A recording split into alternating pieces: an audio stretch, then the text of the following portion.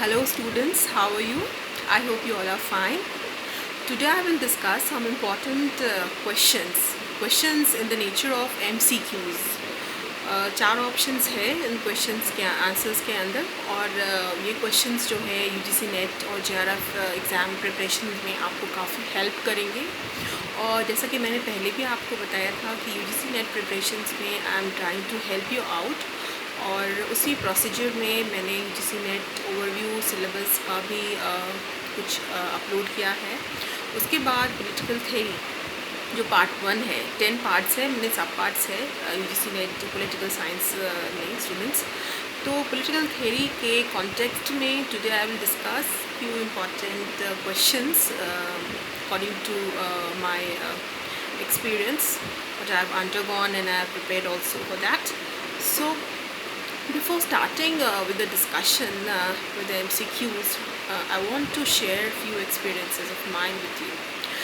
देखो स्टूडेंट्स, आप सब लोग एक नए सपने के साथ, एक नई उम्मीद के साथ छोटे छोटे शहरों से भी आते हैं बच्चे, और कुछ के पेरेंट्स तो काफ़ी इन्वेस्ट करते हैं। चाहे आप हायर एजुकेशन के लिए हम प्रिपरेशन की बात करें, या हम यूपीएससी या state civil services examination preparation की बात करें, तो यहाँ पे इतने कोचिंग इंस्टीट्यूट्स हैं, इतने मार्केट हैं, और हम यहाँ इतना भटकाव हो जाता है हमारा कि we are not able to find out कि कौन से कोचिंग इंस्टीट्यूट में हम एडमिशन लें, कहाँ पढ़ाई करें कि हमें अपना रिज़ल्ट, अपना एम जो है हम अचीव कर पाएँ। सो ये सारी जो कोचिंग इंस्टीट्यूट्स हैं, ये सारे जो मार्केट्स हैं, जो बाजारीकरण हो रहा है बाहर, और एवरीथिंग इज़ अवेलेबल, सो उसमें भटकाव में आप ना जाइए, और it is possible you can take admission in any recognized university, you can go through the course, and also you can be in touch with good people who can guide you always. So मैं यही कहूँगी कि मैंने भी अपने पूरे preparation में I have also appear for UPSC mains, and I have given interview also in my last attempt, but I could not succeed unfortunately, but still I am happy with what I am having and what I am doing in my life. So it's my endeavor to help you out so that कि जो मैं भटक गई और जो मैं अपने AIIMS achieve नहीं कर पाई, बहुत कारणों में बहुत बड़ा ये कारण था कि I could not get a good guidance. So I will not think that मेरे स्टूडेंट्स के साथ भी ऐसा हो, तो आप लोग अच्छी तरीके से प्रिपेयर कर पाएँ, आप लोगों के पास वो गाइडेंस मिले। It's not about materials are an number of materials are available in the market. आप मार्केट जाएंगे, आपको मटीरियल्स मिल जाएंगे, बट मटीरियल्स के साथ साथ आपकी गाइडेंस, आपकी जो कनेक्टिविटी है, आपका जो अंडरस्टैंडिंग पार्ट है, आपका जो कॉन्फिडेंस लेवल है, और आपका जो मेंटल हेल्थ है। Students, now days we all are going under some kind of pressures in our life, and how do we perform in such pressure is very important. So मेरा बहुत बड़ी कोशिश है कि मैं आपकी इसमें मदद करूं, और इसी मदद के जो प्रोसेस है उसमें ही I have brought some important questions and I am discussing with you right now in the series of political theory, राजनीतिक सिद्धांत के संदर्भ में पहला प्रश्न जो है, who held the view that the state is prior to the individual. ये एक बहुत इम्पॉर्टेंट क्वेश्चन है, कई बार क्वेश्चंस आए हैं, इससे यूपीएससी में भी आया है, नेट जेआरएफ में भी पूछा गया है। चार ऑप्शंस हैं, Plato, Aristotle, Locke, Rousseau. The answer is Aristotle, so please note it down. Second question is, who held that even the worst state is better than the best anarchy? कहते हैं कि जो worst state है better than the best anarchy। तो कौन से scholars हैं? First is Hegel, second is Rousseau, third is Locke, and fourth is Hobbes। Student, the answer is Hegel। Then the third question, which one of the following is true of the nature of the state? राज्य की प्रकृति के बारे में इनमें से चार options में कौन सा सही ऑप्शन है? पहला, state is an end in itself, state is a means to an end, Third state is an end as well as means to an end. Fourth state is neither an end nor a means. तो answer क्या होगा students? State is a means to an end. ठीक है, ये second option है, ये answer सही है. फोर्थ क्वेश्चन है, which one of the following theories से some basic rights can exist outside and even prior to society. पहला ऑप्शन है लीगल थ्योरी, दूसरा है हिस्टोरिकल, तीसरा है वेलफेयर और चौथा है natural rights theory. Answer is natural rights theory. प्राकृतिक सिद्धांत का जो आधार है वो कहता है कि जो कुछ अधिकार है, सम बेसिक राइट्स जो हैं, can exist outside and even prior to society. क्योंकि ये प्राकृतिक अधिकार के बात करते हैं, प्राकृतिक कानून के बात करते हैं, तो ये बताते हैं कि सिविलाइजेशन के आने से पहले जो प्रकृति में जो अधिकार थे उसके आधार पर कुछ राइट्स पहले भी एग्जिस्ट करते थे. तो ये थ्योरी जो है नेचुरल राइट्स थ्योरी के अकॉर्डिंग है. Answer is natural rights theory. Then the fifth question that is who among the following held that property is essential for the development of human personality?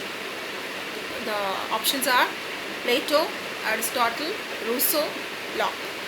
The answer is Aristotle.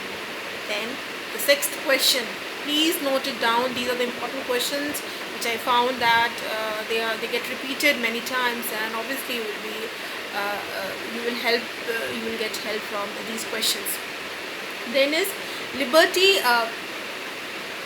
Liberty consists in nothing so much as the encouragement of the will based on the instructed conscience of humble men.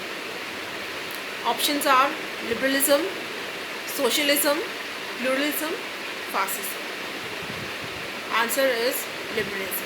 ठीक है, उदारवाद है इसका answer, क्योंकि liberty के context में जो चीज़ें कही गई हैं ह्यूमन कॉन्साइंस के बारे में, इंडिविजुअलिटी के बारे में, वो लिबरलिज्म से ही इर्द गिर्द ये आइडियोलॉजी होती है.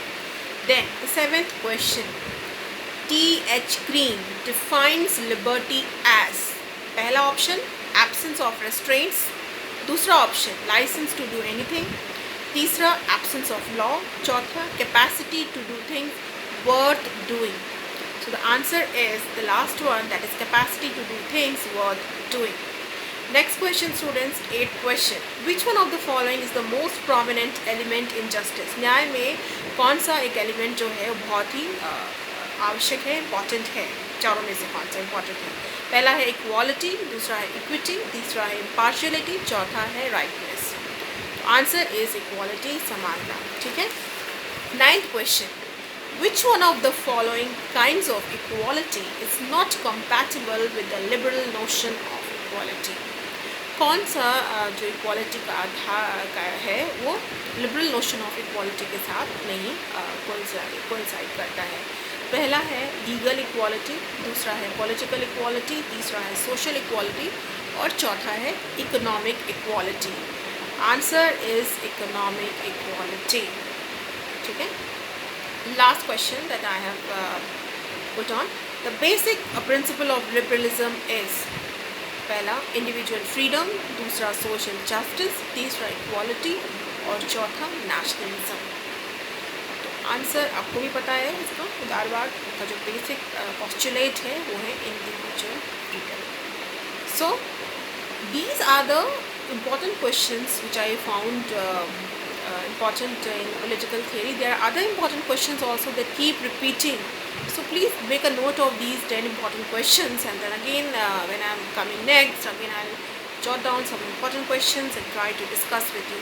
और ये सारे डिस्कशन के बीच में जो 10 क्वेश्चंस मैंने आपके सामने प्रस्तुत किए और बताए, इसमें से आप ये देखेंगे कि जब तक आपका कॉन्सेप्ट क्लियर नहीं है लिबरलिज्म के साथ किस जो नेचर है, क्या कॉन्टेक्स्ट है जो कोइंसाइड करता है, कौन से थिंकर ने क्या बात कही है और उसके बारे में. और कई बार जैसे कुछ थिंकर्स, फॉर एग्जांपल मैंने प्रॉपर्टी के बारे में जो एक क्वेश्चन डिस्कस किया था उसमें प्लेटो, एरिस्टोटल, रूसो, कुछ ऐसे लगते हैं, नाम जैसे लगते हैं सिनोनिमस हैं, मतलब, और ये भी लगता है कि ये चारों नाम में से कौन सा होगा, क्योंकि बहुत ही कंफ्यूजिंग है, सबके आइडियाज़ मोर और लेस सेम होते हैं.